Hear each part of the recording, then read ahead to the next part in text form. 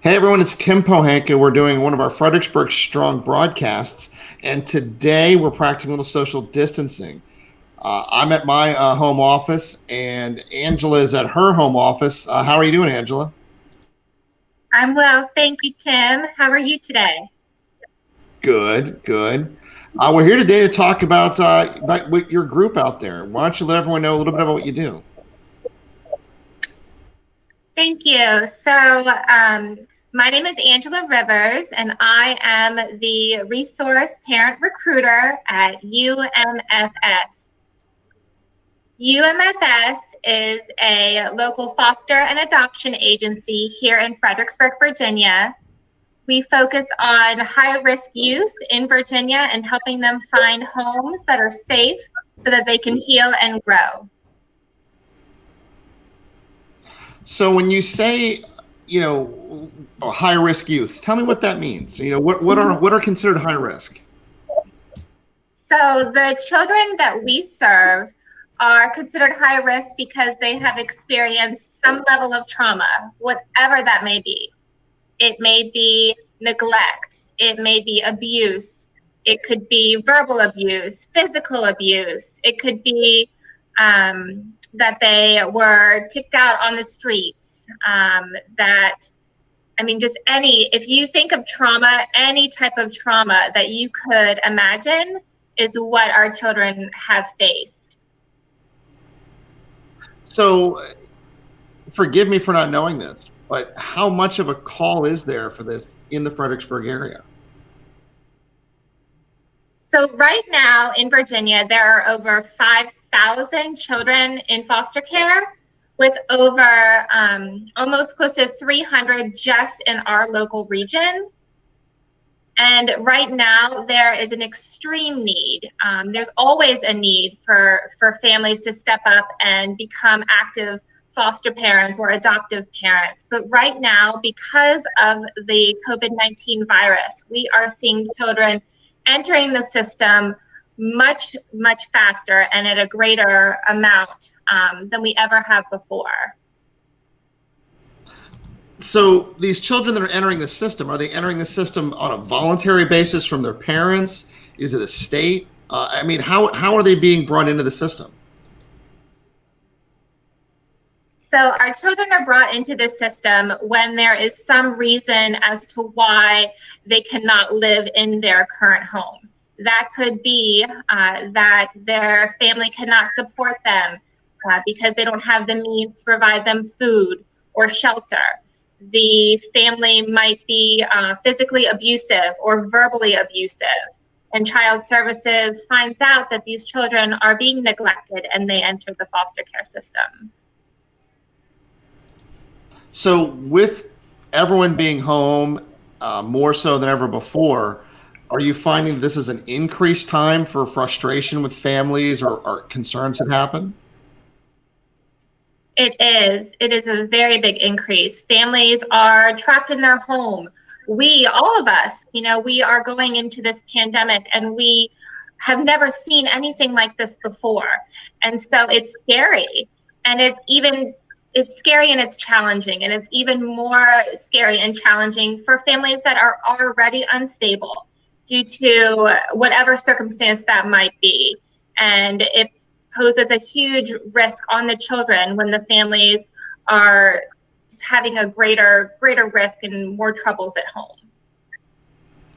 So this doesn't necessarily mean that these kids are being pulled from a family. It may be a family reaching out and saying, "Hey, we're in need of help. We have children, and we can't take care of them the way that we would want to, and we're looking for assistance." Is that correct?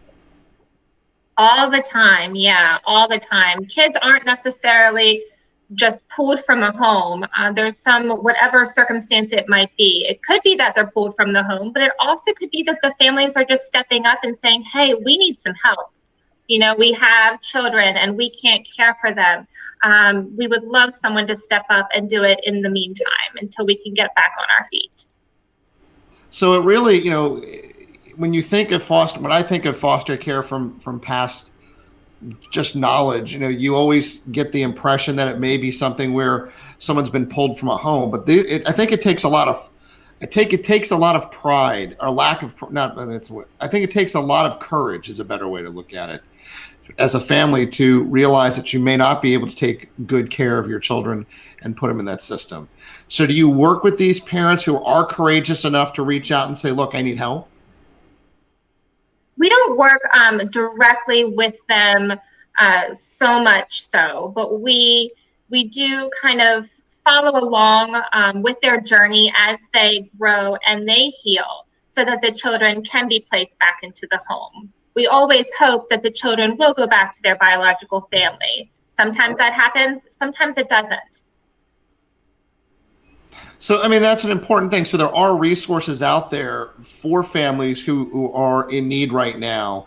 That doesn't necessarily mean that they would lose their children full time. I think that's an important thing that I didn't even know. And I think it's an important thing to really bring to light. Yeah, not all families lose their parental rights right away.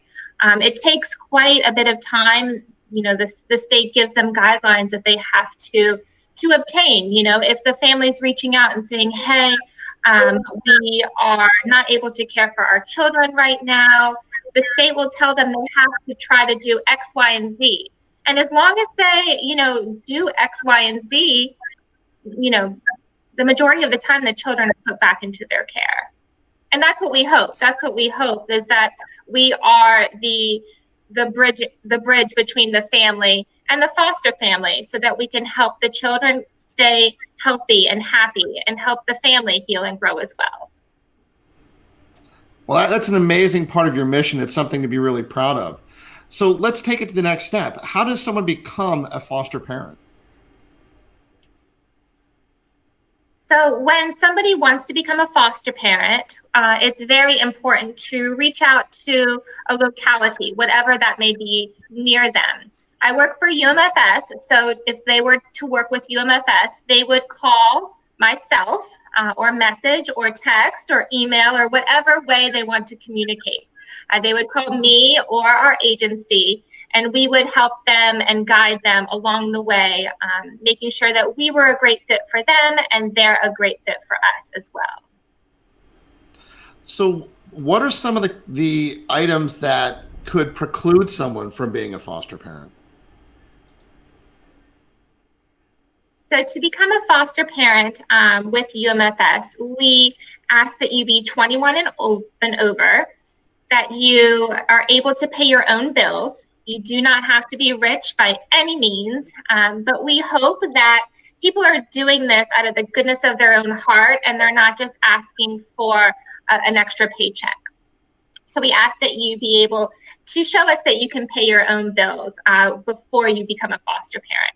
We also ask that you can pass a background check and that you have a clean DMV record, because it has to be safe for the children. We don't want to put them into a home where they're going to be further traumatized.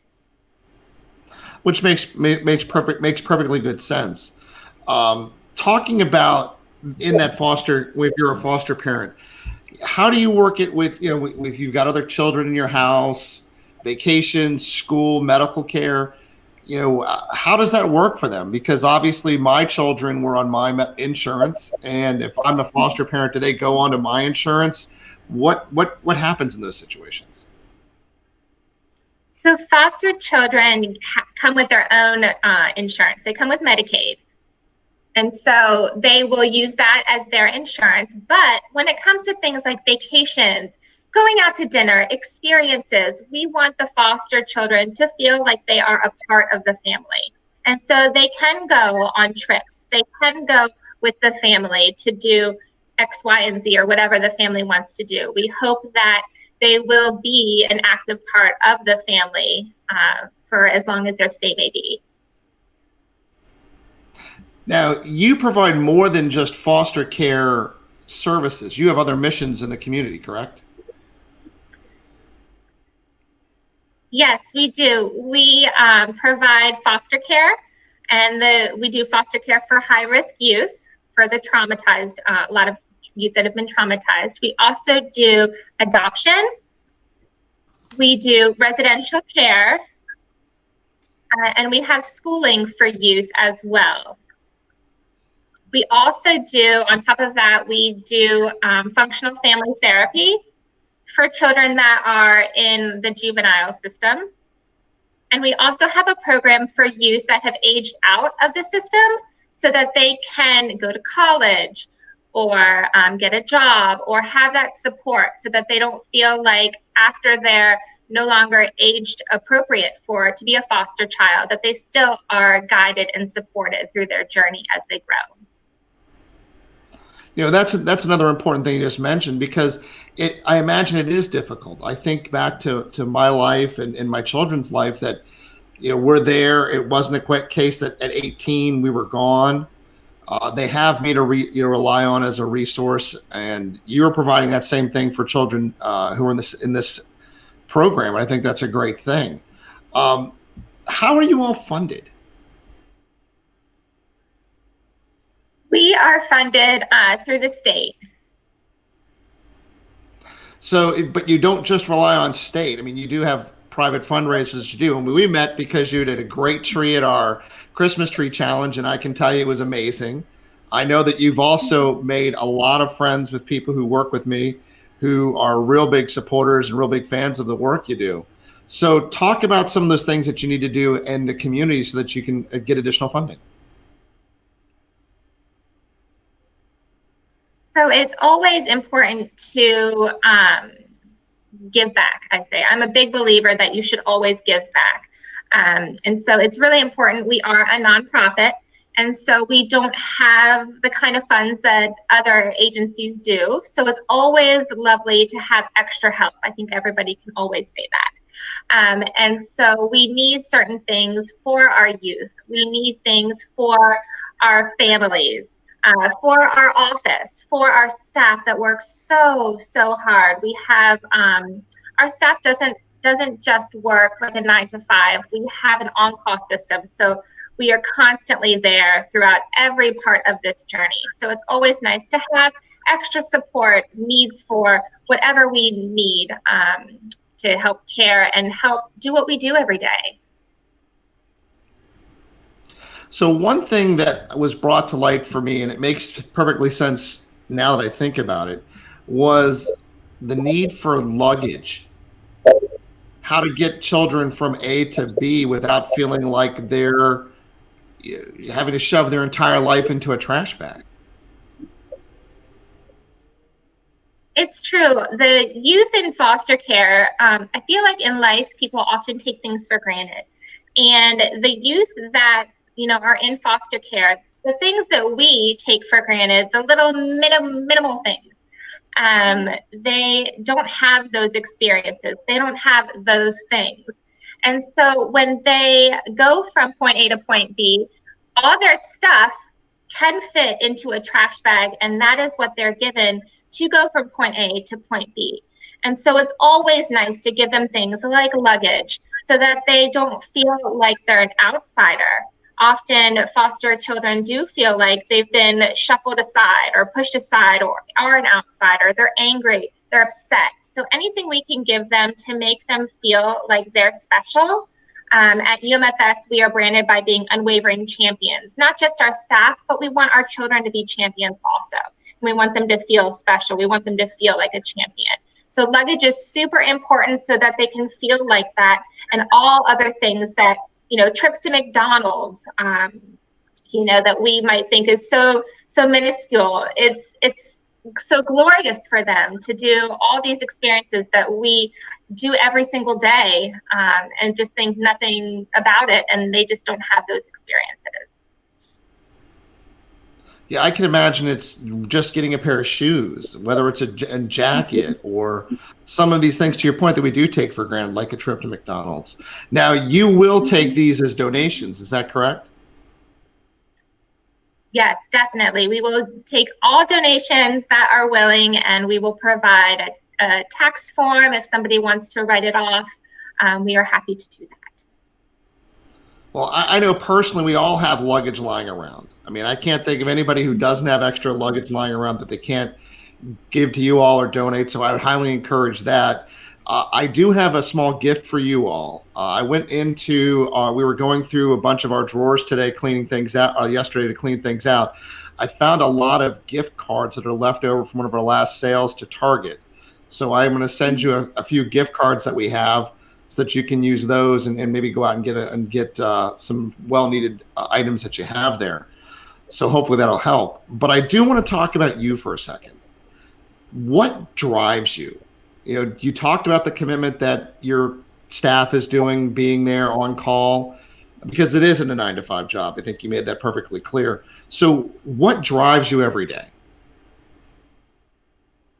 Personally, for me, what drives me is the smiles on the faces of the children, partnering them with a family that can't wait to open up their doors to a child for whatever reason. Maybe they're called to be a foster parent. Maybe they can't have a child of their own and they are waiting to start a family. Whatever that may be, what drives me is the smiles on the children's faces when they're partnered, the family's faces, because they're so excited. For the longest time, I didn't think I could have children of my own, and so I looked into becoming a foster parent as well. Now I've been blessed with 2 children of my own, and so I feel like doing what I do is my way to give back. It is my way to make a difference, and I absolutely love working for UMFS. I have never had a position, a job where you really do feel like you are a part of the family. Everybody cheers one another on, from region to center, from one point of Virginia to the other point of Virginia. We all know who each other are, and we are all right there in each other's corner, helping everyone along the way, which is so beautiful. So you mentioned you have children. You have 2 children. Their ages? They are 4 and 5. So they're really close together. Yeah, I originally had hoped to have a whole basketball team and wanted them all within a year apart. And then I had 2, and they became best friends. And I felt like I didn't want to jeopardize that. I had a boy and I had a girl. And if I had a third, somebody would be left out. So then I'd have to have 4. And I felt like with everything I've gone through in my past, 2 was very adequate for us. And I would not change it for anything. Yeah, I swam growing up, and I always said I wanted to have a whole relay team made up of my children. And after 2, we decided the same thing and said, "Wait a second, maybe that's not a good idea." Now, when you would bring children into a situation with other children, what is it like for the biological children? You know, how are they able to connect? Because I imagine it's one thing for a parent to make that connection, to want to be a foster parent. How is it with the kids? And how does that experience usually work? Usually it is really calm.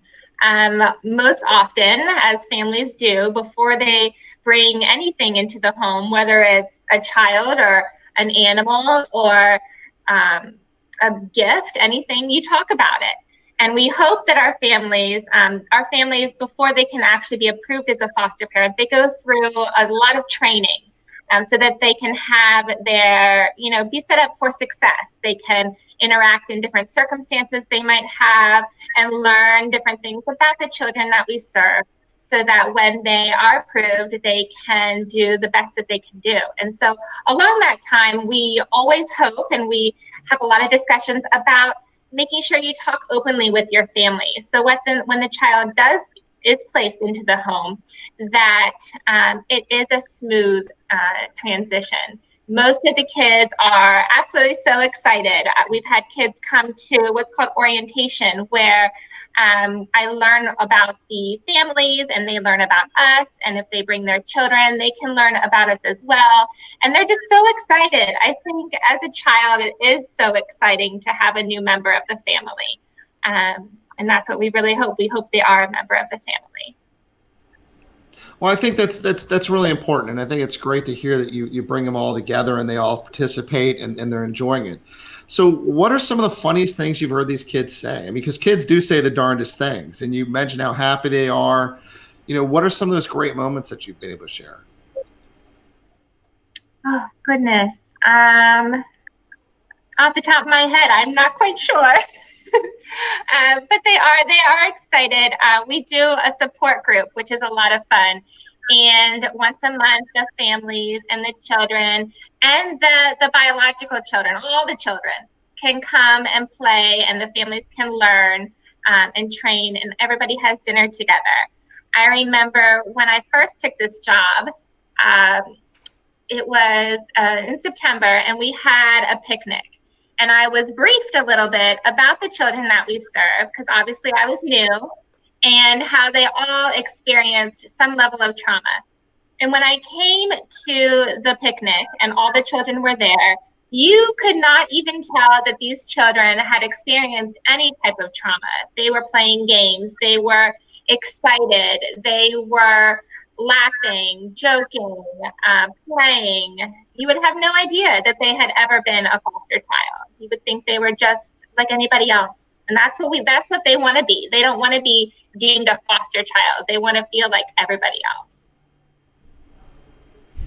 You know, the resiliency of children is amazing, but it does come at, you know, it is a item that just adds on to it. And when you think about growing up and you think about the trials that we've all had, and then you think about the trials that these children have, I think it's important to celebrate those moments as much as possible to really kind of lower that negative meters. That kind of makes sense? Yes, certainly. We always encourage our families and encourage the staff to celebrate the small wins. Of course, we all have big goals, we all have big wins, but the small wins is what really counts. And each small win builds to the biggest win. And the kids get so excited about everything that they do when they do something amazing.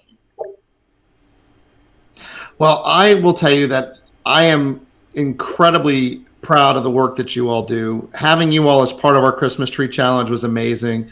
I think that the work that you all are doing is so important.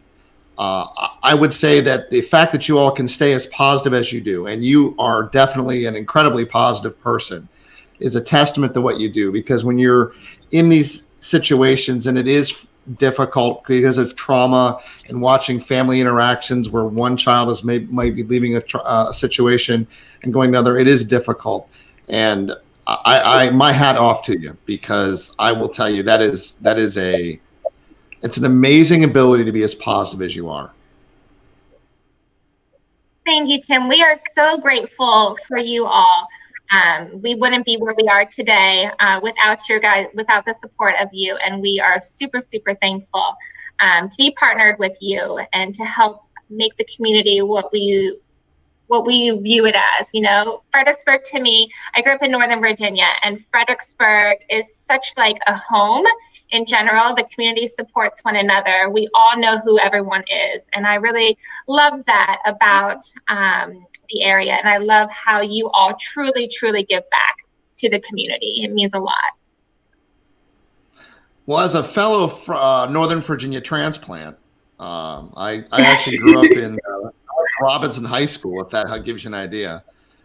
It is like it is a home, and I am grateful for being down here. I know when we first moved down here as a youngster, it was a little different going from Northern Virginia down here. But I will tell you, there's not a better place that I can think of to be than Fredericksburg.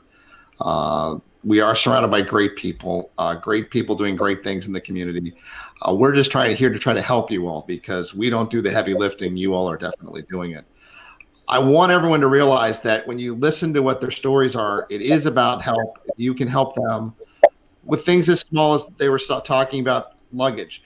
And at the dealership at Pohanka Nissan and Pohanka Hyundai, if you want to bring luggage in, we'll gladly collect it for you and give it to them, because we want to make it as easy as possible. Thank you so much for being with us today. Really, really appreciate it. All right. Well, this is Tim Pohanka, and we've done another good episode of our Fredericksburg Strong podcast. We're here to talk about a lot of great things in the community, to be positive and upbeat. Everyone out there, stay safe and enjoy the day.